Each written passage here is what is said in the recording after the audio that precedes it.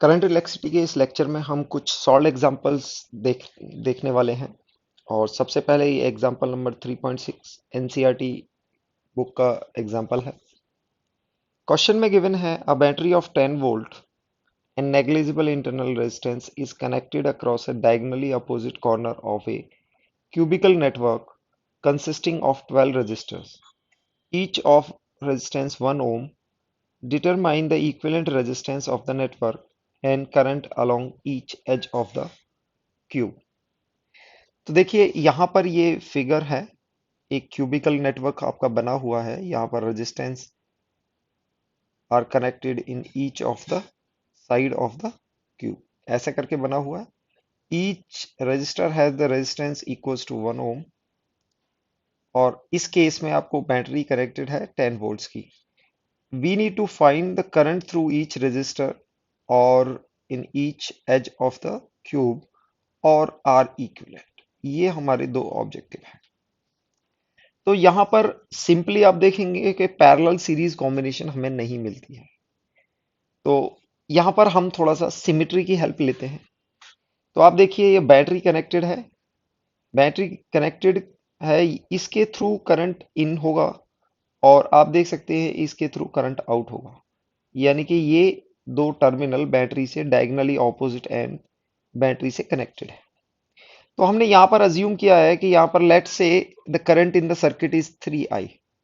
तो आपका current in the circuit हम बोलते हैं I prime equals to 3i। ये total current in the circuit हो गया है। ओके, आपका ईएमएफ आपको दिया हुआ है 10 वोल्ट्स। इसके बाद हम क्या कहते हैं कि ये तीन ब्रांच, ये ऑल थ्री आर सिमेट्रिक। यानी कि इस पॉइंट से देखें, if you observe all three branch they are symmetric. यानी कि इस पॉइंट से आप देखेंगे कि कोई भी इनमें अंतर नहीं है। यानी कि ये डायगोनल पॉइंट है, डायगोनल पॉइंट के रेस्पेक्ट में ये तीनों ब्रांच सिमेट्रिक है। क्योंकि आप देखेंगे कि तीनों में एक जैसी सिमेट्री है, करंट इधर जाएगा, करंट इधर जाएगा, करंट इधर जाएगा। ठीक है ना। तो इस पॉइंट पर कोई भी पार्शियलिटी नहीं है, यानी कि कोई भी इसमें डिफरेंस नहीं है इस ब्रांच में और इस ब्रांच में और इस ब्रांच में। You can not figure out the difference, so will divide the current equally in all three branch. तो हमने 3i कंसीडर किया था, आई और आई तीनों में चला जाएगा। ओके, अब देखो यहां पर आई जाएगा, यहां पर आई जाएगा, यहां पर आई जाएगा। अभी एक ब्रांच को पकड़ लेते हैं। जैसे सपोज करो यहां करंट आई गया, अब इस पॉइंट के रेस्पेक्ट में ये दोनों ब्रांच सिमेट्रिक हैं। तो आप इस पॉइंट से इस पॉइंट तक ऑब्जर्व करोगे, ये करंट ऐसे जा रहा है, ये करंट ऐसे जा रहा है, कुछ ऐसा। मतलब अगर आप ऐसे लाइन खींचते हो, both are symmetric. Upper portion और ये साइड वाला पोर्शन, लेफ्ट और राइट दोनों पोर्शन इक्वल है। तो फिर से इक्वली डिवाइड होता है हमारा करंट, और इस ब्रांच में जाएगा I/2 और इस ब्रांच में जाएगा I/2। फर्दर इस ब्रांच को देखते हैं, यहाँ आई गया है और इस पॉइंट के रिस्पेक्ट में ये दोनों ब्रांच सिमेट्रिक है। तो यहाँ पर भी I/2 जाएगा और यहाँ पर भी I/2 हो जाएगा। ओके, तो आप देखेंगे यहाँ पर I/2 गया है और यहाँ पर I/2 क्या है। अगर हम बोल रहे हैं कि इन करंट का इन, यानी कि करंट का input, the current flowing in the circuit is symmetric about this point A, तो जो नेगेटिव टर्मिनल है उसके अबाउट भी सिमेट्रिक होना चाहिए। तो आप देख सकते हैं करंट आई, तो जैसे ही एंट्री हो रहा है वैसे ही एग्जिट भी हो रहा है। सिमेट्रिकली एंट्री हो रहा है और सिमेट्रिकली ही एग्जिट हो रहा है। तो आप देखेंगे यहां से I/2 और यहां से I/2 हुआ, ये I बन गया। इस ब्रांच से I/2 और इस ब्रांच से I/2 हुआ, I हो गया। फर्दर इस ब्रांच से इस ब्रांच से दोनों मिलके I/2 I कर देंगे। तो कभी भी कोई भी सिमेट्रिक हमें फिगर मिलेगा या सर्किट मिलेगा, उसमें अगर इनपुट सिमेट्रिक है तो आउटपुट भी सिमेट्रिक होना चाहिए, because this whole figure is symmetric. आप अगर करंट को, यानी कि इसको पॉजिटिव टर्मिनल या इसको नेगेटिव टर्मिनल अगर बना दें, तो करंट डिस्ट्रीब्यूशन में कोई चेंज नहीं आएगा, बस direction of current flow change हो जाएगा। यहां से फिर इन होगा और यहां से फिर आउट होगा। अगर ऐसा आपका डायग्राम है which is symmetric about positive terminal and negative terminal, तो उसमें हम बोलते हैं कि सिमेट्रिकली एंटर करता है करंट और सिमेट्रिकली ही एग्जिट करता है। तो जे जो बिहेवियर एंटर होने का होगा वही बिहेवियर एग्जिट होने का होगा। तो अब इसको हम किरचॉफ लूप लॉ के हेल्प से हम इसको सॉल्व करेंगे। तो आप देखो, हम इस पाथ पर जा सकते हैं और इस पाथ पर हम ऐसे फ्लो करेंगे। अगर हम देखें, if you start from this point, let say इसको मैं स्मॉल ए बोल देता हूं, तो स्मॉल ए के बाद आप देखेंगे there would be a rise in potential, और मैं इसको बोल देता हूं ईएमएफ ई का राइज होगा। उसके बाद आप इस ब्रांच में चलेंगे, इस ब्रांच में करंट की डायरेक्शन में क्या होगा, डिक्रीज होगा, करंट की डायरेक्शन में डिक्रीज होगा माइनस आई आर। तो यहां पर आई करंट है, हम बोल देंगे माइनस आई आर का डिक्रीज हुआ है। अगेन इस ब्रांच में जाएंगे तो करंट डिवाइड होके आई बाई टू हो गया और आर इज सेम, तो यहां पर हम बोलेंगे minus I R by two, I by two into R. Again ये ऊपर वाली ब्रांच में जा रहे हैं, करंट यहां पर आई बाई टू मिलके आई हो गया है और रजिस्टर आर है, so we will write minus I R if we are going in the direction of current. तो आपको ये दिख रहा है, this is minus I R, minus I by two R, this is I R and plus, इस loop में आप घूमेंगे, इस लूप में घूमेंगे तो आप इसी पॉइंट पर पहुंच गए, because you started from this point. इस पॉइंट का और इस पॉइंट का पोटेंशियल सेम है, this is the conducting wire. तो आप देखेंगे ए पॉइंट पर पहुंच गए, the net potential in the loop is zero. So what you will get that EMF over, इसको आप ऐड करेंगे, this is 2 plus I by two which is 5 by two I, okay, into R. ये एक relation आ गया है हमारे पास, एक relation. तो हम आर इक्विवेलेंट के क्या कर सकते हैं, हम बोल सकते हैं equivalent resistance of the circuit is total EMF over total current which is I prime। यानी कि हमें EMF ऑफ द सर्किट पता है और total current in the circuit पता है, क्योंकि बैटरी से जो करंट जा रहा है वो क्या है, I prime, that is 3I। तो हम बोल सकते हैं R equivalent will be EMF of the battery upon 3I। I prime को हमने कितना लिया है, सर्किट में करंट कितना है, 3I, तभी हमने उसको आई डिवाइड किया था, ये करना है। तो अब एक रिलेशन हमें दूसरा मिल गया, दूसरा ये रिलेशन मिल गया। अगर इन दोनों को आप कंपेयर करेंगे, यानी कि यहां पर आपको आई बाई आई, ई बाई आई की वैल्यू आप इस इक्वेशन से ई बाई आई की वैल्यू आप निकालेंगे तो 5 बाई टू आर आ जाएगी। तो यहां पर आर इक्विवेलेंट में आप क्या रखेंगे, this is 1 by three times E by I, 1 by three times EMF by I which is equal to 1 by three times E by I को हम क्या रख सकते हैं, 5 बाई टू आर। तो हमारा आर इक्विवेलेंट क्या आ जाएगा बच्चों, 5 बाई सिक्स आर। एक बार फिर से देखो हमने कैसे किया, यहां पर हमने आर इक्विवेलेंट पैरेलल और सीरीज कॉम्बिनेशन को नहीं यूज किया है, रेदर देन हमने किरचॉफ लूप लॉ यूज किया है। किरचॉफ लूप लॉ में हमने एक ब्रांच के थ्रू जाके, एक लूप में जाके हमने ये इक्वेशन निकाली। ये इक्वेशन आने के बाद हमने कमेंट किया कि total current in the circuit I prime will be EMF of the battery upon total, sorry, total current in the circuit is 3I and total resistance, equivalent resistance of the circuit can be given as EMF upon I prime। EMF upon I prime से हमने निकाला और I prime हमको I के terms में पता है, यहां से हमने E by I निकाल दिया, that is 5 by two R, और इस इक्वेशन में हमने E by I की वैल्यू रख दी 5 by two R. So we will get R equivalent equals to 5 by six R. ये आपके पास आ गया है। तो total current in the circuit आप निकाल सकते हो 3I, 3I will be, sorry 3I आएगा, क्या आएगा, 3I is E by R, R equivalent आ गया है हमारा। Current I prime will be EMF upon R equivalent, okay, that is the EMF कितना दे रखा है, 10 वोल्ट दे रखा है।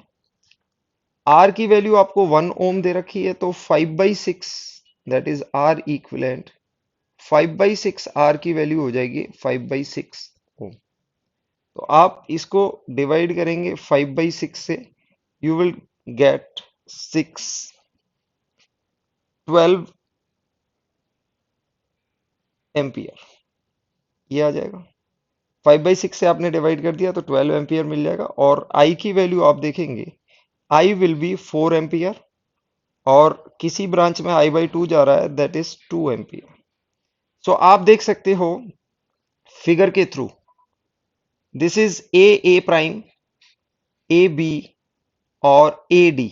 इन ब्रांचेस में करंट किया जा रहा है आई, और A prime, A B and A D has the current I. Further, you can write these all these branches have the current I/2। Okay, ये ब्रांचेस में आप निकाल सकते हो, ये इसमें I/2 है, और फर्दर इन ब्रांच में आप लिख सकते हो I है। So in this way we get the R equivalent, हमें R इक्विवेलेंट मिल जाता है, और टोटल करंट मिल जाता है, दैट इज 3I। और इंडिविजुअली हर ब्रांच का हम करंट निकाल सकते हैं। तो इन this way will get the all answers. Next question देखते हैं, एग्जांपल नंबर 3.7 एनसीईआरटी का क्वेश्चन है। यहाँ पर एक फिगर दी गई है और यहाँ पर हमें निकालना है find the current in each branch of the network. तो आप फिगर को देखेंगे, यहाँ पर 10 वोल्ट की बैटरी है और यहाँ पर 5 वोल्ट की बैटरी है, और यहाँ पर टर्मिनल दिए हुए हैं ए बी, इसके अक्रॉस 4 ओम का रेजिस्टेंस है। This is 2 ohm resistance, 2 ohm resistance, and this is 1 ohm resistance, 4 ohm resistance, ऐसे दिया हुआ है। तो यहाँ पर हमें किरचॉफ लॉ लगाना होगा।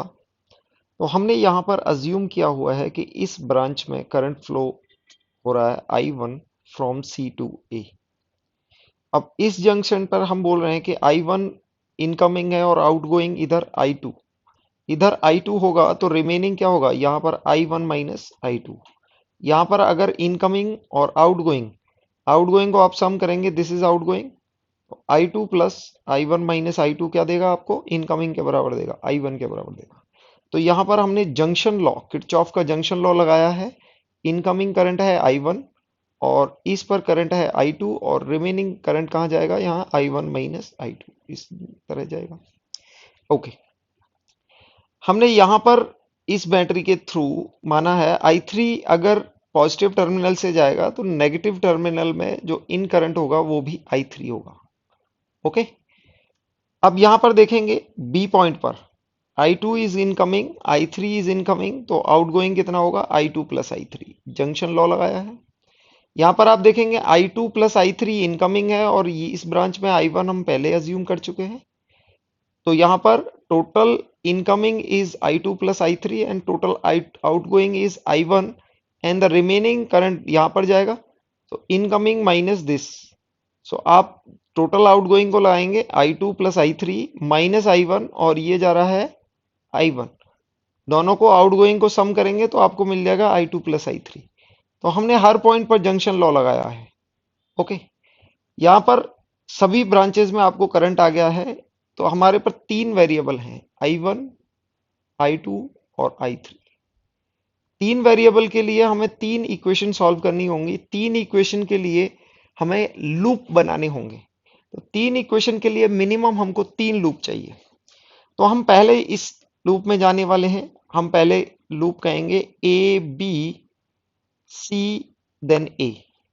तो अगर आप यहां से स्टार्ट करें, यहां पर आप बैटरी के अक्रॉस जाएंगे तो 10 वोल्ट का प्लस होगा, तो आप देखेंगे 10 वोल्ट प्लस।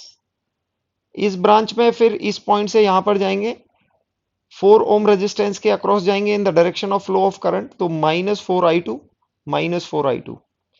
देन यहां पर आएंगे आप in the direction of flow of current, current का डायरेक्शन ये है और करंट की वैल्यू है 2I2 plus I3। So 2 ohm resistance I into R का डिक्रीज होगा पोटेंशियल का, तो 2 टाइम्स I2 प्लस I3, ये ओम हो गया 2 ओम। फिर इस ब्रांच में जाएंगे तो यहाँ पर करंट है I1 और रजिस्टर है 1 ओम, तो यहाँ पर आएगा -1I1 इंटू 1। एक इक्वेशन आपके पास ये आ जाती है। दूसरा हम लूप में जाएंगे, दूसरा लूप है हमारा 4I2 माइनस, इस लूप में जाएंगे हम, ऐसे लूप में जा रहे हैं। आप ये देखेंगे इस पॉइंट से स्टार्ट किया 4I2, इस पॉइंट से इस पॉइंट पर जाएंगे तो आप देखेंगे पॉजिटिव से नेगेटिव पर आ रहे हैं तो डिक्रीज होगा -5, और यहां पर आप देख रहे हैं अपोजिट ऑफ करंट फ्लो जा रहे हैं तो यहां पर क्या होगा, प्लस होगा। If you are going in opposite direction of current then potential is increases, आप इस पॉइंट से इस पॉइंट पर जा रहे हैं तो पोटेंशियल इंक्रीज होगा, कितना होगा, 4 times R times I. I कितना है, I one minus I two, और ये होगा, तो ये दूसरी इक्वेशन मिल गई, इक्वल्स टू जीरो करना है। पूरी लूप में हम आ चुके हैं, तो दो लूप बन चुके हैं, एक लूप हमने ये लिया, दूसरा लूप हमने ये लिया।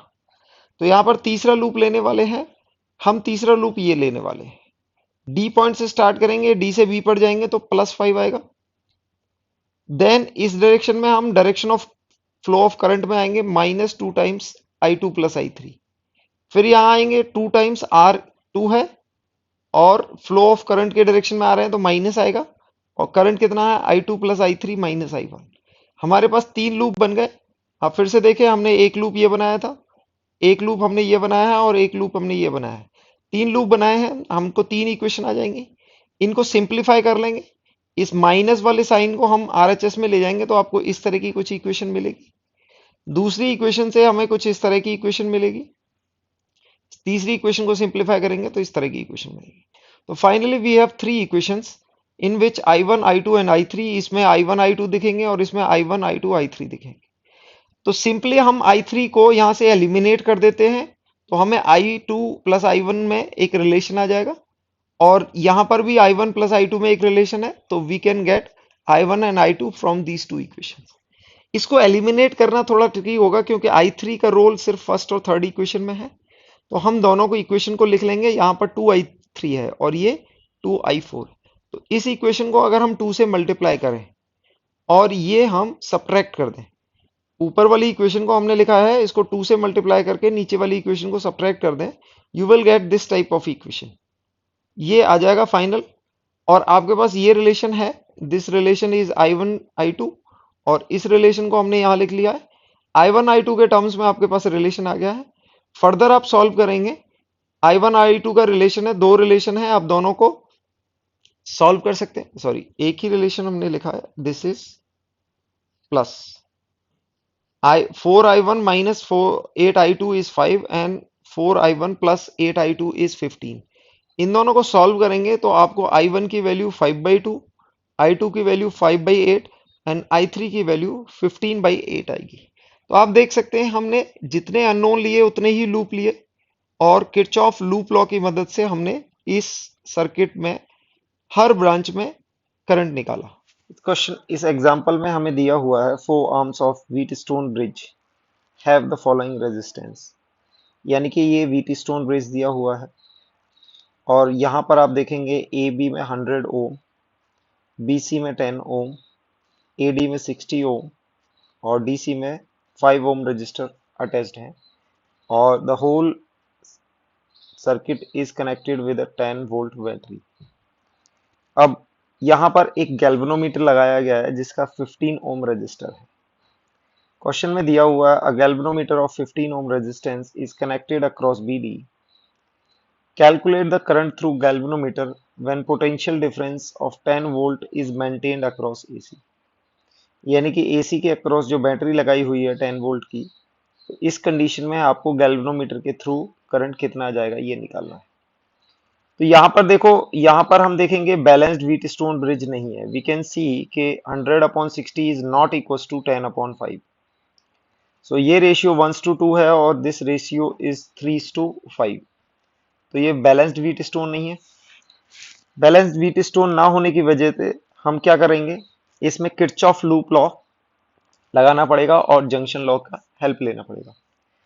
तो यहाँ पर देखिए, ए पॉइंट से हम अज्यूम कर रहे हैं यहाँ पर ए बी ब्रांच में करंट जा रहा है I1, और ए डी ब्रांच में करंट जा रहा है I2।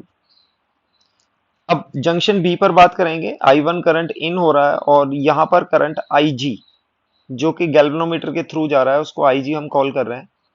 So I1 was incoming और आउटगोइंग IG है, रिमेनिंग I1 माइनस IG यहाँ BC ब्रांच में जाएगा। AD ब्रांच में I2 करंट आ रहा था, और B से D वाली ब्रांच में IG करंट आ रहा है, तो दोनों यहां पर जाएंगे I2 प्लस IG। ये करंट इस ब्रांच में होगा, DC ब्रांच में। किरचॉफ लॉ लगाएंगे पहले हम, इसके थ्रू इस लूप में घूमने वाले हैं। इस लूप में ए से बी पर जाएंगे तो ड्रॉप होगा, कितना होगा, 100i, -100i ड्रॉप हुआ तो -100 ओम इंटू I1 करंट हो गया। उसके बाद यहां पर करंट की डायरेक्शन में जा रहे हैं, 15 ओम रजिस्टर है गैल्वेनोमीटर का, माइनस 15 Ig, करंट Ig है और रजिस्टर है 15 ओम। अब डी से ए जाएंगे तो आप देखेंगे कि हम करंट के ऑपोजिट डायरेक्शन में जा रहे हैं, तो यहां पर राइज होगा और ये 60 ओम रजिस्टर है और I2 करंट है। सो इन सब का सम कितना होगा, जीरो। यानी कि हम ए से स्टार्ट हुए और लूप में ए पर आ जाते हैं, तो total voltage drop is zero. So इस तरह लिखेंगे। इसको सिंप्लीफाई करेंगे तो we will get this equation, 20I1 minus 12I2 plus 3Ig equals to zero. ये हमारी इक्वेशन नंबर 1 हो जाती है।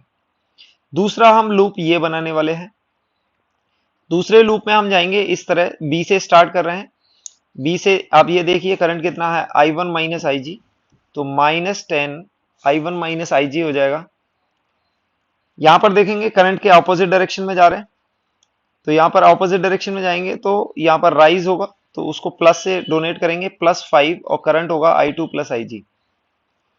अगेन इस डायरेक्शन में हम जाएंगे तो ऑपोजिट ऑफ IG जाएंगे, 15 ओम रजिस्टर है तो यहां पर क्या होगा, 15 IG इक्वल्स टू जीरो आएगा, क्योंकि यहां पर लूप हमने बी टू बी बनाया है, तो total voltage drop zero. So इस इक्वेशन को आप सिंप्लीफाई करेंगे, you will get this equation, 2I1 minus I2 minus 6IG equals to zero. आप यहां पर ये इक्वेशन आएगी, इसमें से -5 कॉमन ले लेंगे तो आपको सिंप्लीफाई करने के बाद ये इक्वेशन मिल जाएगी, and this is our second equation. Further हम एक लूप ये बनाएंगे, this will be our loop, A से डी, डी से सी, और इस तरह बैटरी के अक्रॉस हम जाएंगे। तो आप यहां पर ए से स्टार्ट कर रहे हैं, ए से हम यहां पर माइनस स्टार्ट कर सकते हैं, -60, then -5 into I2 plus IG, यहां पर ये माइनस आ जाएगा, और यहां पर +10 इक्वल्स टू जीरो। सो इसको माइनस से पूरा मल्टीप्लाई करेंगे तो ये इक्वेशन आ जाएगी। यानी कि आप इस तरह से देख सकते हैं, +5 +60, एंड इस तरह से ड्रॉप होगा। आप इस इक्वेशन को ऐसे भी लिख सकते हैं, तो आप इसको सिंप्लीफाई करेंगे, you will get this equation, 13I2 plus IG equals to 2, ये थर्ड इक्वेशन हो जाएगी। और इन तीनों इक्वेशन को सॉल्व करने के लिए हम क्या करेंगे, यहां पर आपको I1 I2 और IG का रिलेशन है, और यहां पर भी I1 I2 IG का रिलेशन है, लेकिन थर्ड इक्वेशन में आप देखेंगे सिर्फ I2 IG है। तो आप फर्स्ट और सेकंड को यूज करेंगे, यहां पर फर्स्ट और सेकंड यूज की हुई है। आपने सेकंड इक्वेशन को 10 से मल्टीप्लाई करेंगे और सेकंड इक्वेशन को फर्स्ट इक्वेशन से सब्ट्रैक्ट कर देंगे, तो ये कोफिशिएंट जीरो हो जाएगा। और यहां पर इनको I2 IG में एक रिलेशन आ जाएगा, आपको आ जाएगा 2I2 इक्वल्स टू 63IG। तो यहां से आप I2 की वैल्यू निकालेंगे, दैट इज 63/2 IG। ये आपको I2 in terms of IG आ जाएगा। अब यहां पर I2 की वैल्यू आ गई है, और इस वैल्यू को आप यहां पर रख देंगे, I2 की वैल्यू रखेंगे 63/2 IG plus IG equals to 2। तो इस तरह से आपको इक्वेशन आ जाएगी 821 IG इक्वल्स टू 4। IG की वैल्यू आएगी 4/821। सो इसको आप कैलकुलेट करेंगे, you will gate 4.87 into 10⁻³ ampere. यानी कि IG आपका गैल्वेनोमीटर के थ्रू करंट 4.87 मिली एम्पियर आ जाएगा। तो हमने किरचॉफ लॉ की मदद से अनबैलेंस्ड व्हीट स्टोन ब्रिज को भी सॉल्व किया with the junction law and loop law. तो इससे हमें IG के थ्रू करंट मिल गया। नेक्स्ट क्वेश्चन में हमें दिया हुआ है, an electric kettle takes a 4 ampere current at 220 volt. How much time it will take to boil 1 kg of water from 20 degree centigrade? The temperature of boiling water is 100 degree centigrade. Initial water का temperature है 20 degree centigrade, और हमें final temperature water का पहुंचाना है 100 degree centigrade. तो हमको पता है कि टोटल हीट, यानी कि उसको Q से भी रिप्रेजेंट कर सकते हैं और H से भी, that is MS delta T. S की वैल्यू क्या होती है, यहाँ पर स्पेसिफिक हीट ऑफ वाटर होगी 4.2 into 10⁻³ joules per kg per kelvin. ये स्पेसिफिक हीट ऑफ वाटर होती है। सो पहले हम देखेंगे कि कितनी हीट रिक्वायर्ड है, तो heat required is M, S into delta T, यानी कि this is change in temperature. Change in temperature की वैल्यू होगी 100 minus 20, that is 80 degree, 80 degree. Okay, so change in temperature आप केल्विन में रखें या सेंटीग्रेड में रखें, that will be same. So you can say it is equal to 80 kelvin as well.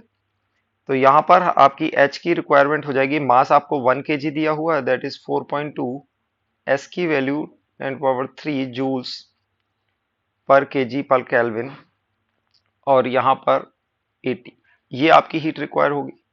और हम हीट रिक्वायर को बोल सकते हैं पावर इंटू टाइम, और हमें पावर की वैल्यू मिलेगी V into I, voltage into current into time. तो this is the total heat supplied by the kettle and this is the total heat required by the water। तो हम दोनों को equate करेंगे and we will get V is equals to 220 volt होगी, और current आपका 4 ampere है। Late से t सेकेंड्स के लिए आपने इसको ऑन रखा है, this is the t time, and this will be equals to 4.2 into 10⁻³ into 80, ये होगा। तो t की वैल्यू आप यहाँ से कैलकुलेट करेंगे, आप 4.2 into 10⁻³ into 80 divide by 220 divide by 4 ampere. अब ये जो टाइम है ये आपका सेकेंड्स में आने वाला है, इसको 1/60 से मल्टीप्लाई करेंगे तो ये आपका मिनट में आ जाएगा, और इसको जब आप कैलकुलेट करेंगे तो t की वैल्यू आएगी अप्रोक्स 6.3 मिनट्स। नेक्स्ट क्वेश्चन में दिया हुआ है, in India electricity is supplied for domestic use at 220 volt, it is supplied at 110 volt in US. If the resistance of 60 watt bulb for use in India is R, the resistance of 60 watt bulb for the use in USA will be। India में अगर हम देखें तो यहाँ पर 220 volt पर supply होती है इन इंडिया, और यूएस की हम बात करें तो 110 वोल्ट पर ये सप्लाई होगी यूएस में। अब यहाँ पर हमें दिया हुआ है कि R इज द रेजिस्टेंस, सो हम बोल सकते हैं कि power can be given by V square by R। तो बल्ब के केस में हमें रेजिस्टेंस कैसे निकाल सकते हैं, V square by P। Okay, तो यहाँ पर दिस इज 220 वोल्ट का होल स्क्वायर बाई 60, इसको R दिया हुआ है। तो यूएस के केस में हम बोल सकते हैं, यूएस के केस में power is again V square by R। Okay, now R can be given as P square V square by P। तो यहाँ पर क्या हो जाएगा, 110 का whole square upon P is 60 volt. So this is R and this is R prime, इसको हम R prime बोल देते हैं। तो R प्राइम की वैल्यू अगर R के टर्म्स में निकालें तो हम देख सकते हैं R upon R prime, R upon R prime निकालेंगे तो R की वैल्यू है 220 होल स्क्वायर बाई 60, और R प्राइम को आप करेंगे तो दिस इज 110 का होल स्क्वायर बाई 60, कैंसिल हो जाएगा।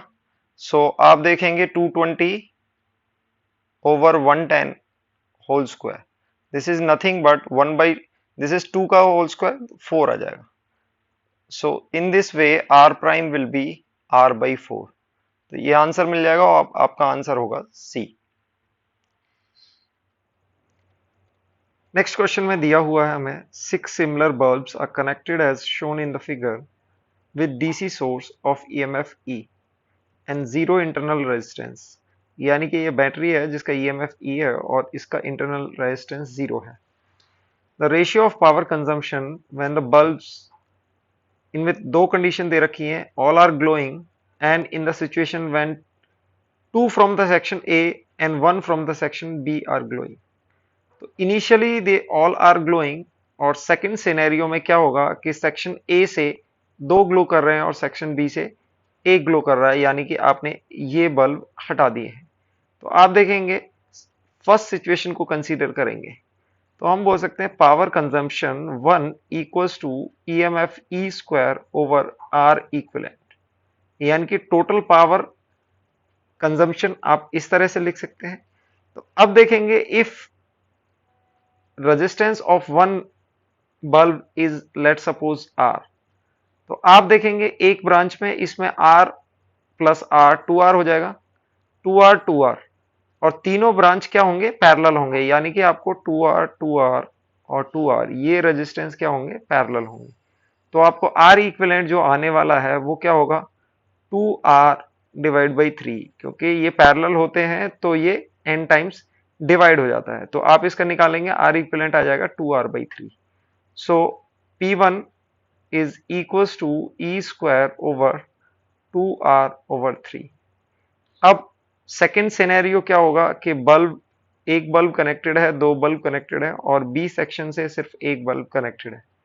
This is the EMF E. So आप देखेंगे this is R and this is R, okay, and this is are.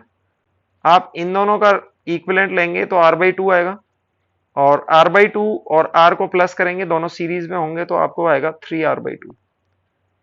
Power 2 को हम लिख सकते हैं P2 equals to EMF R square over R equivalent in scenario 2। यहां पर ये R इक्विवेलेंट आपका आ रहा है 3R/2। R equivalent in second case is R/2 plus R, ये हो जाएगा। तो आप P1 ओवर P2 अगर आप देखेंगे दोनों सिनेरियो का रेशियो लेंगे तो you will see E square over R equivalent 2R/3 आपने ये लिया हुआ है। P2 केस में आप ये लेने वाले हैं और ये होगा E स्क्वायर ओवर 3R/2।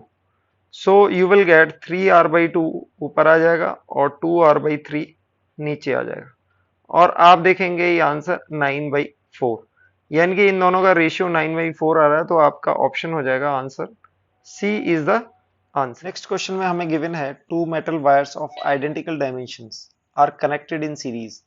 दो वायर जिनकी डायमेंशंस आइडेंटिकल हैं उनको सीरीज में कनेक्ट किया हुआ है। Sigma 1 and sigma 2 are the conductivities, ये conductivities of the metal wires हैं। The effective conductivity of the combination. तो आप देखेंगे अगर इसका लेंथ हम L1 कंसीडर करें और इसकी लेंथ L2 कंसीडर करें, तो हमें दिया हुआ इक्वल डायमेंशन है तो L1 इक्वल्स टू L2 होगा, और ये होगा सिग्मा 1 और ये होगा सिग्मा 2। तो अगर हम बात करें कि इक्वल रेजिस्टेंस होगा R1 प्लस R2, हम R को R1 को हम लिख सकते हैं resistivity into L1 over A1 plus resistivity 2 into L2 upon A2। अब यहाँ पर आइडेंटिकल डायमेंशन दे रखी हैं तो एरिया दोनों का सेम होगा और लेंथ भी दोनों की सेम होगी। हमें इस तरह से वी कैन रिप्लेस, और कंडक्टिविटी को हम लिख सकते हैं, रेजिस्टिविटी को in terms of conductivity can be written as 1 upon sigma 1 L1 over A1 plus इसको लिख सकते हैं 1 अपॉन सिग्मा 2, और L2 को भी L1 A1 से रिप्लेस कर देंगे। अब बात आती है कि यहां पर इफेक्टिव अगर हम कंडक्टिविटी लेते हैं 1 अपॉन सिग्मा, ये इफेक्टिव कंडक्टिविटी होगी।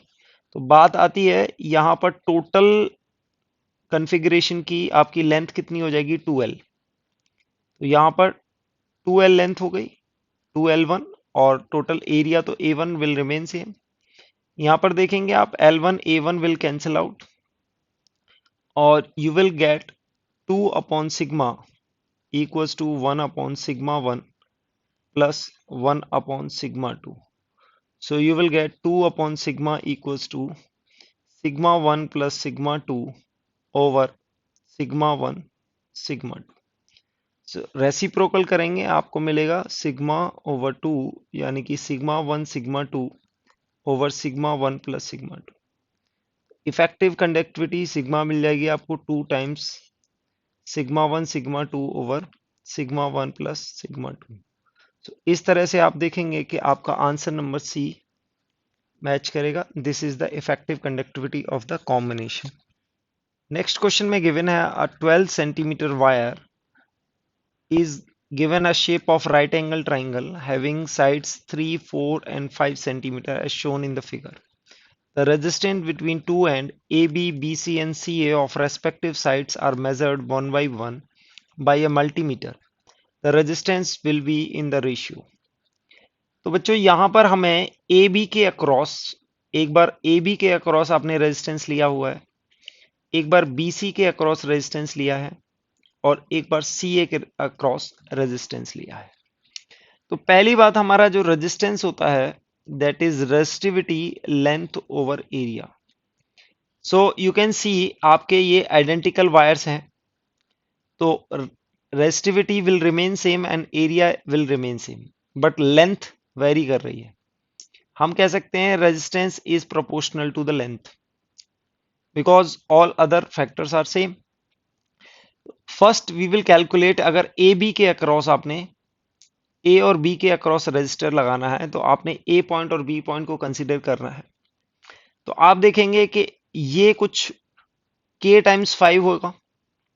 हम इसको कांस्टेंट मान रहे हैं कि r इक्वल्स टू कुछ k टाइम्स l, k कुछ भी कांस्टेंट मान लिया, प्रोपोर्शनल है।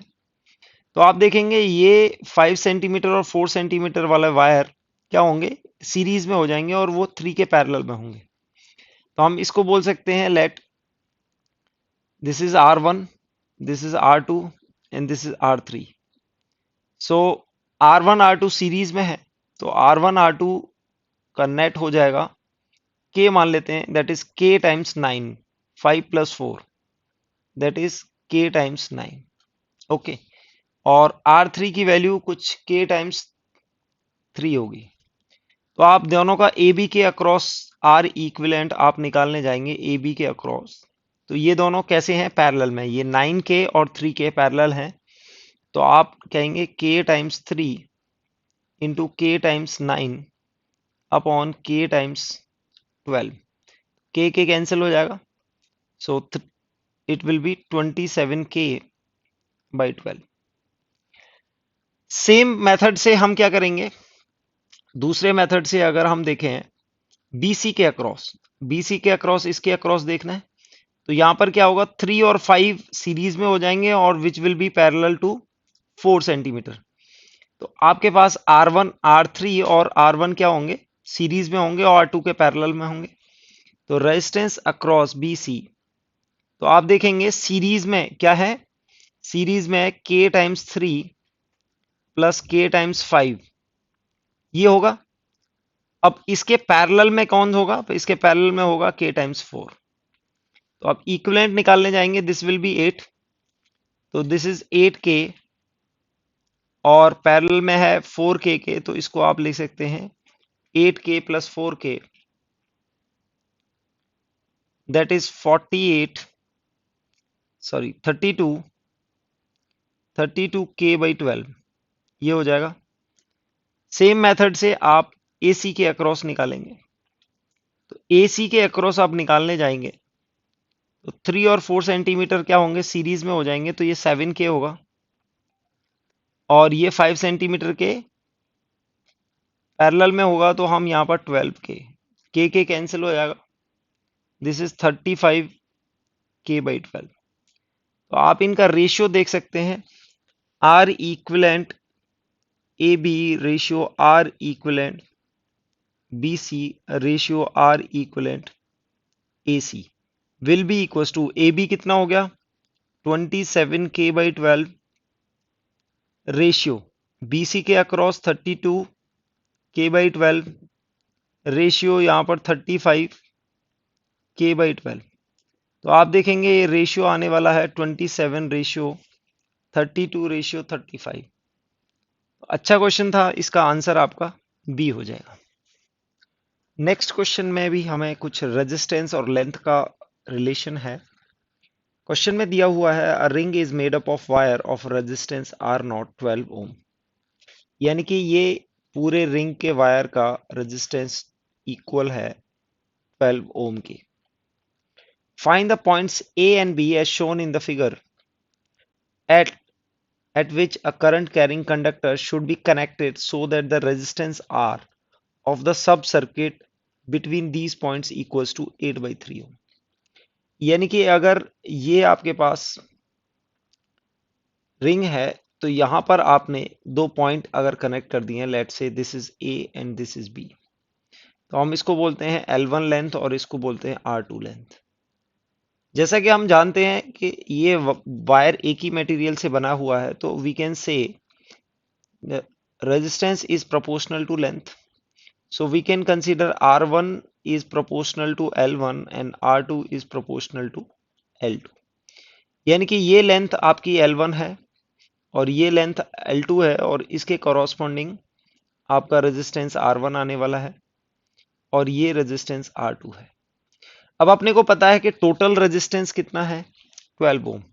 So we can comment that कि R1 R2 का टोटल रेजिस्टेंस हो जाएगा 8 ओम। अब R1 R2 का टोटल रेजिस्टेंस 8 ओम है, सॉरी 12 ओम, दिस इज 12 ओम। और यहां पर दिया हुआ है कि इसके कॉम्बिनेशन, अगर इस कॉम्बिनेशन में दो यहां पर बैटरी एक अटैच करें तो आप ये देखो L1 L2 क्या होंगे, पैरेलल में होंगे। तो आप देख सकते हैं कि जो कॉम्बिनेशन का आपको रजिस्टर दिया हुआ R equivalent that is 8/3, so can be R1 R2 plus R1 plus R2, इस तरह से बोला जा सकता है। अब R1 R2 की वैल्यू तो अपने को नहीं पता है, लेकिन R1 प्लस R2 की वैल्यू फॉर श्योर अपने को पता है 12 ओम है। तो यहां से आप देखेंगे you will get R1 R2 equals to 8 into 4। इसको कैंसिल करेंगे, इसको 4 से कैंसिल करेंगे और 4 को क्रॉस मल्टीप्लाई करेंगे तो आपको ये मिल जाएगा। आप ये देख सकते हैं कि R1 plus R2 is 12 and R1 R2 is 8 into 4। तो यहां से easily you can C R1 4 हो सकता है और R2 8 हो सकता है। वाइस वर्सा भी हो सकते हैं कि R1 8 हो और R2 4 हो। तो is one of the possible solution हमें दिख रहा है। तो R1 R2 का रेशियो 1:2 का है, 2:1 भी हो सकता था, नो डाउट, बट यहां पर देखो आपको यहाँ L1 छोटी दी हुई है और L2 बड़ी है, तो यहाँ पर R1 छोटा होगा, R2 बड़ा होगा।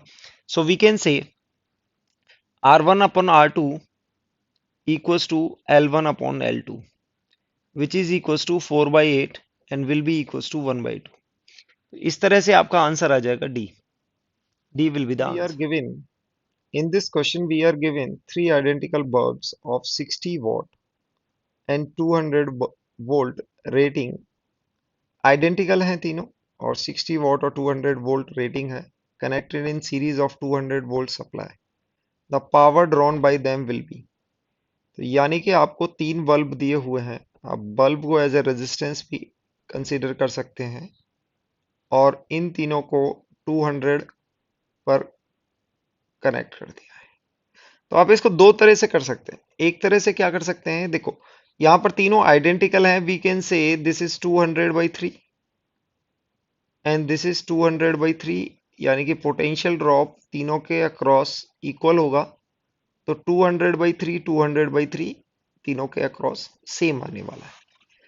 सो हम बोल सकते हैं कि P1 P1 P2 और P3 तीनों इक्वल होने वाले हैं, तो टोटल पावर हमारी होगी 3 टाइम्स P1, यानी कि P1 plus P2 plus P3, यानी कि तीनों इक्वल है, P1 plus P2 plus P3, P1 is equal to P2 equal to P3, तो हम 3P1 बोल सकते हैं। Total power consumed will be 3P1। अब P1 निकालने के लिए हम क्या कर सकते हैं, देखो हम बोल सकते हैं कि P equals to V square by R. This is okay. So we can say P1 या फिर P equals is proportional to V square, क्योंकि R तो कांस्टेंट होता है फिलामेंट का, तो P is proportional to V square। तो यहां पर दिया हुआ है 60 वॉट है, 60 वॉट है, तो अब क्या होगा, वो होगा 200 वोल्ट के प्रोपोर्शनल, के स्क्वायर के प्रोपोर्शनल। अब हम मान लेते हैं कि ये P1 है, तो ये किसके प्रोपोर्शनल होगा, 200/3, यानी कि इस बल्ब के अक्रॉस अगर 200 पोटेंशियल होता है तो ये विड्रॉ करता है 60 वॉट। अगर 200/3 होगा तो कितना वॉट, यानी कि P वॉट विड्रॉ करेगा P1। तो यहां से आप देखेंगे you will get P1 upon 60 equals to 200/3 into 200 whole square and it will be 1/9। So आपके पास आ जाएगा P1 इक्वल्स टू 60/9 आ जाएगा। टोटल पावर आप देखोगे, total power equals to 3p1। 3p1 आप निकालोगे, that is 3 times 60/9, you will gate 60/3, और आपको मिल जाएगा 20 वॉट। ठीक है, हमने क्या किया, हमने एक के अक्रॉस वोल्टेज निकाला। जब वोल्टेज 200 वोल्ट होता है तो 60 वॉट कंज्यूम करता है। तो हमने बोला था कि वोल्टेज प्रोपोर्शनल होता है, सॉरी, पावर प्रोपोर्शनल होता है वोल्टेज के स्क्वायर के। जब 60 वॉट कंज्यूम करता है तब उसके अक्रॉस वोल्टेज 200 है, और जब P1 कंज्यूम कर रहा है तो 200/3 है। तो दोनों के स्क्वायर को हमने प्रोपोर्शनल कर दिया। ये रिलेशन से हमें मिला P1/60 इज 1/9। तो इस तरह हमें P1 मिल गया 60/9, और हमने टोटल पावर कंजम्पशन कितनी है सर्किट की, 3p1। तो 3p1 निकाली हमारी 20 वॉट। इसको दूसरा तरीका करने का बच्चों ये है कि हम क्या करते हैं कि यहां पर मान लेते हैं कि R, दूसरा तरीका है बच्चों, R ऑफ द बल्ब, यानी कि बल्ब का रेजिस्टेंस के क्या होगा, दैट इज 200 स्क्वायर/60, ये होगा। And this is V²/P। हम इस तरह से कर सकते हैं इसको। ठीक है, हमने ये रेजिस्टेंस मान लिया। अब आर आर आर तीनों का रेजिस्टेंस इक्वल होगा, तीनों का रेजिस्टेंस इक्वल होने वाला है, तीनों का रेजिस्टेंस इक्वल होगा। तो हम बोल सकते हैं R equivalent equals to 3R, okay, which is 200 स्क्वायर/3/60, इस तरह से बोल सकते हैं। तो अब पावर कंज्यूम्ड, यानी कि टोटल सर्किट का रेजिस्टेंस कितना हो गया, 3R हो गया। तो अब पावर कंज्यूम्ड कितनी होगी, दैट इज V²/R इक्वलेंट। तो ये कितना होगा, V² इज 200 स्क्वायर, और R इक्विवेलेंट की वैल्यू कितनी है, 3 टाइम्स 200 होल स्क्वायर, और ये 60 ऊपर चला जाएगा। यहां से R इक्विवेलेंट डाल देंगे आप इस इक्वेशन में, तो आपके पास ये 200 स्क्वायर कैंसिल हो जाएगा, 60/3 यानी कि आप 20 वॉट करके निकाल सकते। तो यहां पर हमने दो मेथड यूज किए, एक में तो तीनों का R इक्विवेलेंट निकाला हमने, और एक में हमने इंडिविजुअली इनकी पावर निकाली और ऐड कर दी। तो आप you can proceed with both method, आप एक मेथड से भी कर सकते हैं, दूसरे मेथड से भी कर सकते हैं। तो ये आपका मेथड 1 था, और ये आपका मेथड 2 था। तो इस तरह से in next question we are given a student measures a terminal potential of cell V and EMF E and internal resistance R as a function of current flowing through it. Slope and intercept of the graph V and I then respectively equals to। तो बच्चों battery के case में हमने ये study किया था कि terminal का जो वोल्टेज होता है वो E-IR होता है, that is I into R. तो हमने V को क्या लिया है, Y एक्सिस पर लिया है, और ये EMF हो जाएगा -I, ये X एक्सिस पर हो गया, और ये R। तो आप ये कह सकते हो Y equals to -R into x plus E। तो आप देखेंगे आपका स्लोप क्या होगा, आपका स्लोप हो जाएगा -R, और इंटरसेप्ट इस केस में क्या होगा, intercept equals two plus E। तो आप देख सकते हैं कि अगर आप इस ग्राफ को ऐसे प्लॉट करें तो आपका स्लोप नेगेटिव है और इंटरसेप्ट पॉजिटिव है, तो ये ग्राफ कुछ इस तरह से आने वाला है। तो इट विल बी, यानी कि दिस इज EMF E होगा, और ये -R आपका स्लोप है, this is V versus I का अगर कर्व बनाएंगे तो यू विल गेट, देखेंगे V versus as a function of I। तो यहाँ पर V की जगह आपने Y रखा है और I की जगह X रखा है। तो यहाँ पर पहले पूछा हुआ है स्लोप एंड इंटरसेप्ट रेस्पेक्टिवली। तो पहले इन्होंने स्लोप पूछा हुआ है, बाद में इंटरसेप्ट पूछा हुआ है। तो स्लोप होगा -R और इंटरसेप्ट है +E। तो इस तरह से आपका आंसर होगा E। नेक्स्ट क्वेश्चन में गिवन है a battery consist of n variable identical cells, internal resistance R each, which are connected in series, series में कनेक्ट किया हुआ है।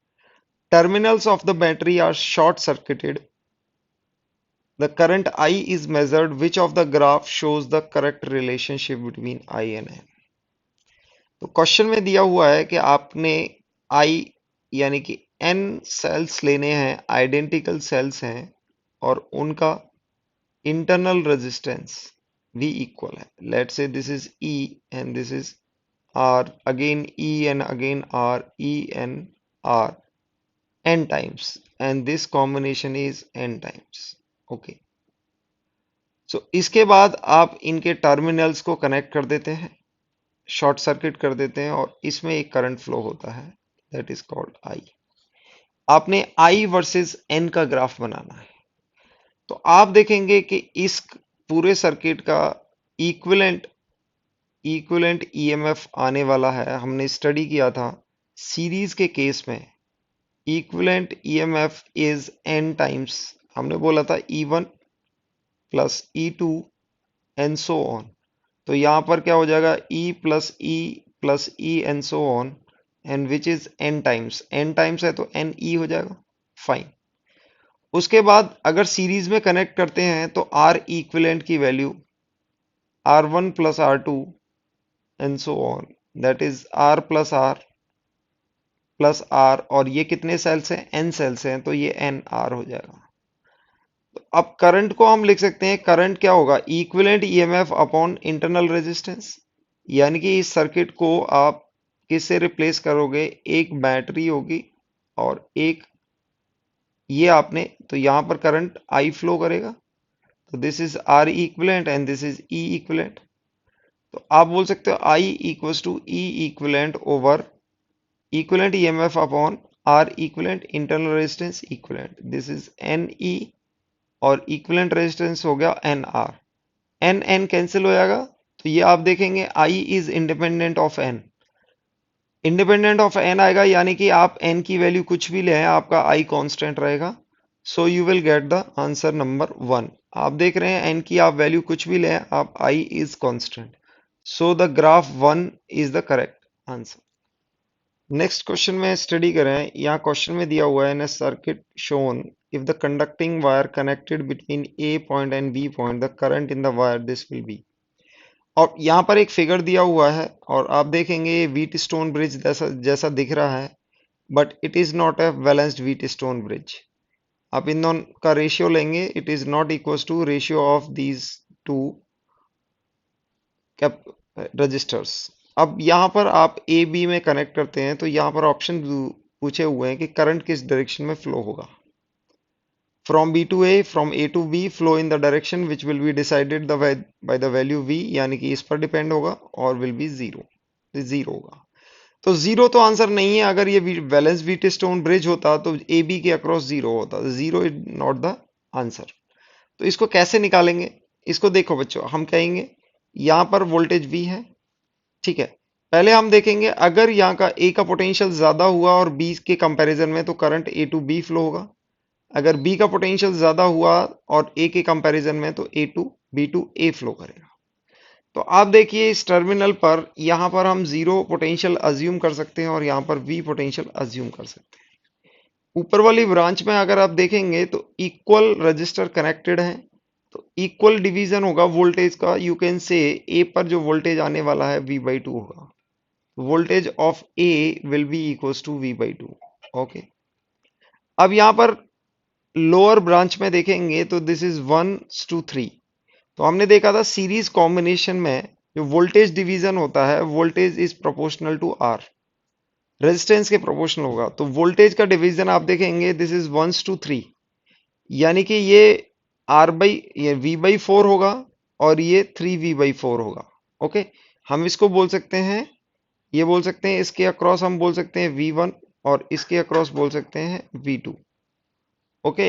V1 प्लस V2 हमारा कितना हो जाएगा, V के इक्वल होगा, क्योंकि ये V1 और V2 किसके इक्वल होंगे, 0 और V है तो V के इक्वल होंगे. और हम बोल सकते हैं V1 अपॉन V2 रेजिस्टेंस के प्रोपोर्शनल हैं, तो 1/3. तो आपको V1 मिल जाएगा दैट इज V/4 और V2 मिल जाएगा 3V/4. इस तरह से मिल जाएंगे. तो आप देखेंगे पोटेंशियल यहां पर देखेंगे, यहां पर 0 है तो B पर क्या होगा, यहां पर 3V/4 होगा. इसमें potential of B will be 3V/4. सो यहां पर 0 पर राइज होगा 3V/4. ओके. तो आप ए का पोटेंशियल देखेंगे V/2 और V का पोटेंशियल देखेंगे 3V/4। अब ए और बी को कनेक्ट करेंगे तो आप देखेंगे potential of B is greater than potential of A. तो करंट कहां से फ्लो होगा? बी टू ए फ्लो होगा। तो आंसर होगा आपका A from B to A. A will be the answer of this question.